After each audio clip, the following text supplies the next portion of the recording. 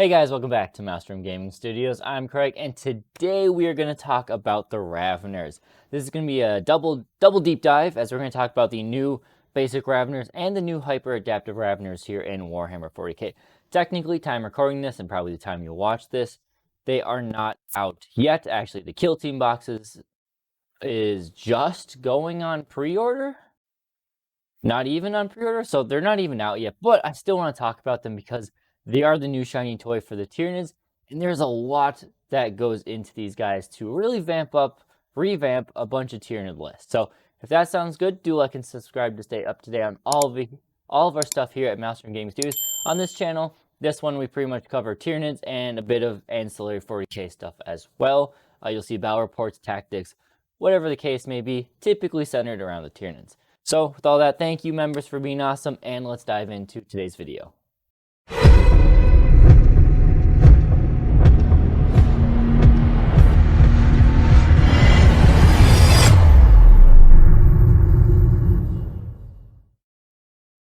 So this is going to be a deep dive just like all of our other ones, but we are covering two units with this one. We are covering the Ravners and the Hyperadapted Ravners. We'll go over their basic profiles, special rules, how they fit into different detachments, some damage calculations, which are pretty interesting, combos and playstyles, and we'll do a conclusion / final thoughts at the very end to tie it all up. First off, let's talk about the basic Ravners. So previously they were 25 points apiece, but you bought them in groups of 3 to 6. Now they're still 25 points apiece, but it is 5 and only 5. They still have their solid profile. They move fast, 10 inches. T5, which is good, 4-up save, and 3 wounds is enough to shrug off a lot of small arms fire. You're not a Terminator by any means, but you'll shrug off small arms fire enough to do that sort of damage. The Hyperadapted Ravners are a little bit different, at least in their basic stat lines, as now they have a Ravner Prime, which grants them a whole bunch of other things. So still nice, fast bodies, T5, 4-up save, 3 wounds, which is great. However, like I said, you do gain a Ravner Prime, which he himself has 3 extra wounds, so 6 wounds. Essentially, you're getting a whole extra Ravner, so it's like having 6 of them. But this guy is also a character and a synapse unit, meaning it gives just a whole bunch of essential buffs to the Tyranids in being that synapse character there. Let's talk about the weapons of the Ravners. So first off, all basic Ravners have the Ravner Claws and Talons. These have got a total rework in this new update. They are now only 3 attacks apiece. Hitting on 3s, strength 5, AP 2, 2 damage. Of course, they're still twin linked. It's an okay profile. We'll talk about more about them later, what I think about them, but it is a nice, different revamp, a profile the Tyranids don't have a ton of access to in the Codex right now. The Hyperadapted Ravners crank that up just a little bit more, so they now get a ranged weapon in there, a Venom Bolt, which is an awesome name. It is Assault, ignores cover, and a Torrent Flamer there. So 12-inch range, D6 plus 3 attacks, strength 6, AP 1, 1 damage. Pretty solid there. Pretty solid amount of firepower. If you are not going to be advancing at all, not going to be charging at all, you can advance and still get that in range to maybe do some chip damage. All in all, I don't know how often you'll take advantage of Assault. The melee weapons, so interesting, and for whatever reason, they have heavy claws and talons, which is, I guess, to signify the crushing claws that a few of them get in the Kill Team box. They get anti-monster, anti-vehicle 5-up. Because the Prime is in here, it's a Synapse creature. These guys are always going to be strength 6, which means the anti-monster vehicle 5-up is only going to matter against toughness 12 and above. Cool, I guess. It's a weird thing to see. The Prime himself does actually have an extra 3 attacks, so he, again, 6 attacks on the Prime there. Still really good. It's a weird include for the anti-monster vehicle 5-up. I will say it has come into play against me. I have gone up against a Warhound Titan, Warhound Scout Titan, whatever, the, 1,200 point Titan or whatever it is, and the anti-monster vehicle 5-up came in play there. It was pretty good. But still, changing away from the 7 attacks at AP1 damage 1 to the 3 attacks at AP2 damage 2 is not exactly what I wanted to see, but it is something we have there. Special rules. Lots of them now. So first, both units have the Burrower keyword and the Vanguard Invader keyword.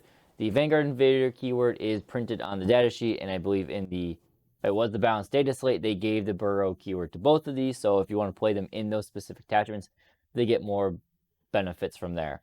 The regular Ravners have Deep Strike and Death from Below. This is allowing them to burrow down into the tunnels if you are going, well, any turn really. At the end of your opponent's turn, they're not engaged, down in the tunnels they go.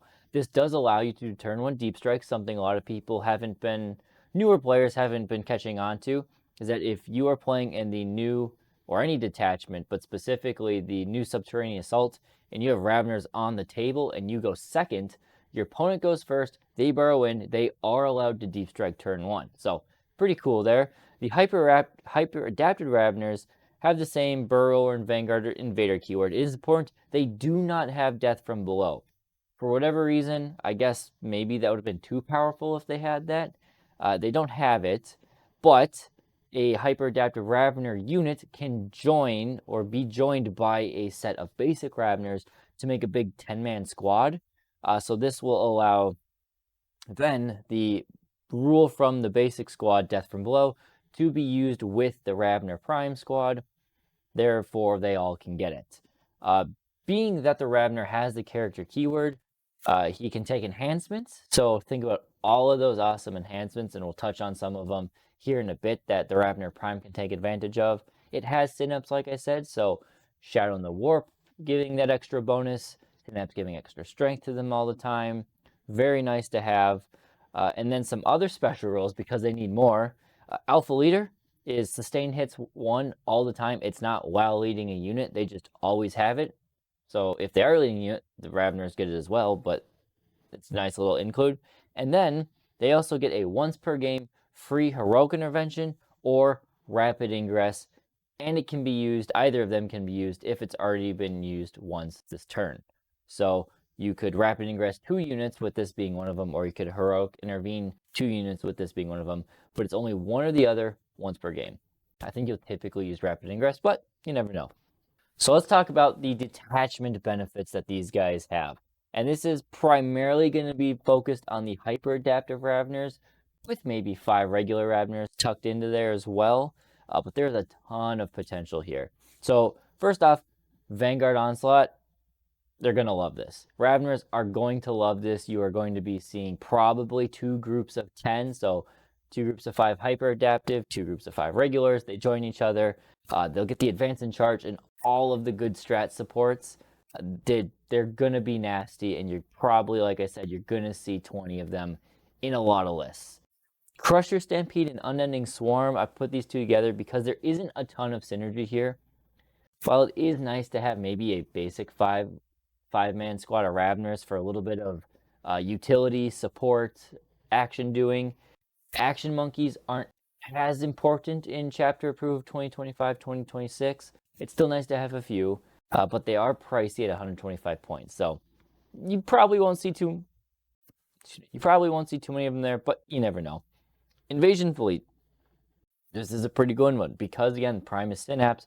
You can give a big 10-man squad that Feel No Pain strat, which will give them all 5-up Feel No Pain, really boost their durability for one important turn. You also have the 5-up, the strat 2 CP to trigger 2 units to get the crits on 5s. Now they have Sustained built in, so that Sustained will go off on 5s. But if you have chosen or have swapped to lethal hits against monsters' vehicles, you will get lethal and Sustained on 5-ups with this squad, which you'll see in a damage calc here in a bit, turns them bananas in their damage output. Synaptic Nexus is a great one as well. I think you will see these units in there quite often. You got a 5-up invuln once per turn because they're Synapse, they just will get that. Or you can have a strat to give it to them. +1 to hit, hitting on 2s with sustained hits 1 is always nice. It's essentially 100% hit conversion on average. And +1 to your advances and charge rolls is a nice little thing. Not the biggest deal, but it's a nice little thing. There also are some enhancements and strats that are good in this detachment. A strat that I don't have mentioned here is the fallback shoot and charge. very good on a big block like this that has maybe rapid ingress, tied up a key unit, uh, maybe saved themselves from being shot, and now they can fall back away from the 1 or 2 wound thing, charge something else, and cause a whole bunch of damage. But one other thing I'm going to probably be trying is the enhancement for the -1 leadership. Again, it's on the prime, so everything measured, I believe everything is measured from the prime. You'd have to double check the wording on the enhancement. But that will mean when Shadows goes off, if you are within 6 inches of this guy, your test will be at -2 effectively. And if you're within 9 inches of him, you'll still be at -1. So that could make for a pretty nasty alpha strike, trigger the Shadow and the Warp, and just neutralize a bunch of your opponents, at least through Battle Shock that way. Warrior Biofilm Onslaught, not a ton there. Most of the strats and enhancements all trigger on the Warrior keyword or the Warrior unit. But there is one enhancement. It's 30 points, so it makes it expensive, but you could give these guys Advance and Charge, which does give that detachment some much needed speed, which they haven't had access to. Assimilation Swarm, you guys know me, I love Assimilation Swarm. I think there is some fantastic potential for these guys in it. Again, the enhancements in Assimilation Swarm are amazing. You could go for fight first with the whole unit, which could be fantastic. You could go for +1 strength and the chance to get +1 attack. So you could be strength 7 base, which is a nice breakpoint, especially with Death Guard these days. And if you kill something in your Harvester unit, now you go up to 4 attacks apiece, which is pretty bonkers. Or you could play the more durability based one, and you have the one where you get to regen twice per phase. Or is it twice in the command phase? I have to double check the wording. You get a regen twice, essentially. So now every turn you're bringing back 2 Ravners in the command phase, plus whatever strats allow you to bring back extra ones. I don't know which one is the best. I really want to try all of them out. It sounds really fun to do that. And then on top of that, think of Psychophages being used all the time. Getting that AP up to AP3 would be great. I think out of the ones I'm going to try first, it might be the fight first one. And then maybe we'll move on to the double regen one, because that could also be fun. And finally, we have Subterranean Assault. If they are with a block of Ravners, which I highly recommend, especially in this detachment, they can pop up and down, deploy those tunnels all over the table, while still being a unit that is deployed 6 inches away and can hit whatever it wants like a truck. You'll see the damage calculations. Most units in the game, not all, but most units in the game, if this squad is at full strength, can hit it and eliminate it without a ton of ease, or a ton of struggle, I should say, with a ton of ease. We're going to skip ahead and we're going to look at the damage calcs, because I've been talking about those a lot. So if you haven't seen our deep dives before, I encourage you to check them out, but this is a basic template we follow pretty much all the time when we're doing a deep dive here. So what we've got are a series of opponents that we go up against. We've got like Guardians, Intercessors, Terminators, Gravis, Rhino, Land Raider, and Catan. The reason the Katanas there is because I want to continue to prove Tyranids do not have a single way to deal with a Catan. It's just disgusting. But everything else generally gives you an idea of what you could be up against and what kind of damage you can do. So the first column or row, we have 5 basic Ravners. No enhancements, no strat bonuses, no detachment bonuses. What do 5 Ravners do in melee? And you can see they do a pretty good job at dealing with some of the lighter stuff. Even the heavier stuff, they can still do good damage because of the twin linked. But the biggest drop off you'll notice is that they now can only kill 7 Guardians, 5 basic Ravners. And when the old ones you had, 3 Ravners alone could easily kill 7 Guardians. But now 5 Ravners are only doing 7. They really lost their role as being a slice and dice chaff killer. Now for the rest of the stuff, so we've got a 10-man block. This is just, any detachment without the detachment buffs, without strat buffs. You have 5 Hyperadapted Ravners joined with 5 regular Ravners. So I am taking into account the sustained hits there. And then you can see the damage output is insane on these things. Of course, they butcher Guardians left and right. They tear Intercessors apart. They kill a lot of Terminators. They kill a ton of Gravis Marines. They double kill Rhinos. They almost obliterate a Land Raider on their own. And unfortunately, just 4 wounds to a Catan. Damage 2 is not the best target here. Then, the next row is talking about Invasion Fleet, where I said you could, against vehicles and monsters, have 5-up sustained and lethal. So against Guardians, Intercessor, against all the infantry, it's just 5-up sustained. But against the vehicles and monsters, it's 5-up sustained and lethal. So again, you butcher all the infantry. Anything you could possibly go up against with this infantry, barring buffs like -1 damage or -1 to wound or things like that, these guys just slice and dice them to pieces. A 10-man squad with this loadout is enough to kill 3 Rhinos on their own and absolutely obliterate a Land Raider, which is wild. Tyranids have not had anything that does this kind of damage before, especially to Land Raiders. The Catan, with all these crazy buffs, 8 wounds. So maybe in your same turn you can do 4 wounds. They have 12 wounds apiece, so 4 wounds. Yeah, 12 wounds. Maybe you can get a couple exocrine shots to soften it up. Probably not, but maybe. And then we have down below at the bottom one, which is +1 to hit and wound. And this is coming from the effects of, say, a Neurolictor for the, Vanguard Onslaught. That's what I was going for. This comes from Vanguard Onslaught, where you have the strat to get +1 to hit, and you have the potential bonus effect of +1 to wound. Or if there are any other things like Synaptic Nexus that give the +1 to hit, and you get the +1 to wound from, say, the effect of a Neurolictor. Just to show you, because +1 to hit and wound, while it's not super common, it is still possible in multiple ways in the Tyranid Codex. So then you can see what kind of damage they do with this sort of buff. And again, they just butcher whatever they want to do. Obviously, you don't have as much sustained, so you kind of cap out at damage in some regards, but still, it is significant damage. So really good there, really good damage output. Let's go back to the combos and playstyles here. So again, I think this unit unlocks a huge potential for the Tyranids.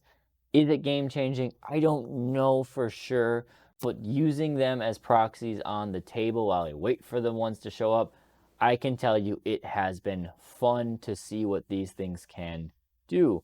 The 10-man block, I think you're going to see them, at least for the first, I don't know, couple months, maybe even the rest of this year. You're probably going to see one of these in a majority of competitive lists. The potential there is just, it's so good to have that big unit. Yes, it's expensive, 290 points for the 10 Ravners, but again, it's a lot of wounds. It's 33 wounds for your opponent to chew through. So, and it's 33 attacks for your opponent to deal with on the receiving end there. Most detachments can find a competitive loadout for a 10-man squad. Again, Pressure Stampede, Unending Swarm, maybe not, but any other detachment can find 1 or 2 competitive ways to run these things. Free rapid ingress plus their 10-inch move means you are going to be able to drop these things anywhere relatively safe behind terrain features, even with their large model count unit, and that 10-inch move will get them into melee wherever they need to. And again, being in Synapse, a lot of strats or buffs or whatever require Synapse. Them having it built in just makes this unit also much more flexible. I don't think you'll see the 5-man squad basic Ravners at all. You might see 5-man Hyperadapted Ravners running around doing some damage, but I really don't think you're going to see too many 5-man squad basic Ravners. Maybe 1 or 2 here and there, especially in the subterranean assault. I think it's nice to have a 5-man Ravner squad. But outside of that, I don't know if you'll see him as much. And that kind of leads to the conclusion here. 2 really different things here. So the first one, the good, or the bad. Let's start with the bad. The bad is I do not like the change to basic Ravners. They are more expensive and they are less killy when it comes to dealing with the chaff. And their whole shtick was to pop up and deep strike in the back lines and go after the chaff. Now they pop up and they go in the back lines and they struggle to deal with that stuff. And you're paying 125 points for 5 of them, where they were arguably equally as effective against chaff as a 3-man squad. Smaller footprint, easier to place on the table, still very effective. And I just, at 125 points, where utility in this page of chapter approved 2025-2026 is, it's not as important. Having many utility creatures, for the Tyranids at least, action doing is down in this part of the rules. So I would rather, in most cases, I just pay for 2 lictors, keep 1 on the table, put 1 in strategic reserve, and between the 2 of them and a Biovore, you're going to cover most of your secondaries anyway. So that's the bad. But the good, if you haven't heard my tone enough, I absolutely love the potential that these 10-man Ravners can have. They hit most units like a truck. They are enough in terms of durability and threat range that your opponent has to dedicate significant firepower to dealing with these things. That being said, they are still squishy, so some units can just cleave through a bunch of them. No, I don't want to give any spoilers. You're seeing World Eaters behind me. Battle report coming on Monday. You'll get to see the good and bad of Ravners in that detachment. You'll see them absolutely obliterate stuff, and you'll see how a 4-up save at T5 doesn't go very far in some regards either. So, again, they're going to be kind of a glass cannon depending on what army you're up against. Still, though, good. The biggest enemy of these guys is going to be if your opponent has -1 damage. They're going to kind of be in a bit of a trouble if they're your only offensive melee threat. Otherwise, them having access to enhancements is so good. Tyranids have a lot of good enhancements, but we don't have a lot of good units to put it on that want to be up in the front lines using those enhancements. And this Ravner unit character thing, the Ravner Prime and his unit are fantastic choices for so many of these. So I'm looking forward to it. You'll see them on the channel. Probably almost every battle report for the next while, unless I'm trying something really wacky, but I'm going to want to play every detachment here and just see how the Ravners plug in and play into different playstyles. So that's what I got in the Ravners. Hyperadapted Ravners with 5-man backups, super high. I'm giving them a solid A-. I'll give them an A-. Regular 5-man Ravners, I'm going to give them a C-. But let me know what you guys think. Maybe am I too high on the hyper-adaptive? Am I too low on the regular Ravners? Curious to what you think. And hopefully, to all of you, you are going to get your kill team boxes with Ravners. If not, I've had a lot of comments asking about this.